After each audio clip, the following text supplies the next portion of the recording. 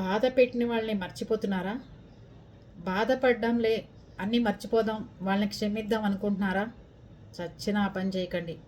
మన్ని బాధ పెట్టిన బంధువు అని ఎవడన్నా అవని మీ చెప్పులు చూడాలన్నా కూడా భయపడే విధంగా ప్రవర్తించండే తప్ప వాడికి మళ్ళీ ఇంకో అవకాశం ఇచ్చి మారతాడులే, మారాడులే, మనవాడే, మన బాబాయ్ కొడుకే, మన బాబాయ్ కూతురే, లేకపోతే మన అత్తయ్య కొడుకే, అత్తయ్య కూతురే, లేకపోతే ఇంకోటో బంధుత్వాలు ఉంటాయి కదా, అలాగని చెప్పి క్షమిస్తూ పోకండి.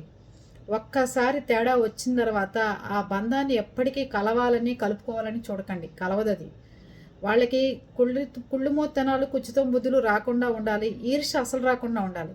ఈ మూడు మీ మీద ఉన్నంతసేపు ఆ బంధువుల్ని దగ్గరికి రానిచ్చినా, లేకపోతే వాళ్ళ తప్పుల్ని క్షమించినా దానంత పెద్ద పొరపాటు జీవితంలో ఇంకోటి ఉండదు. అందుకని మిమ్మల్ని బాధ పెట్టిన వాళ్ళు మీ చెప్పులు చూడటానికి కూడా మీరు ఇష్టపడమాకండి. మిమ్మల్ని కాదు, మీ చెప్పులు చూడటానికి కూడా ఇష్టపడమాకండి. అర్థమైందా?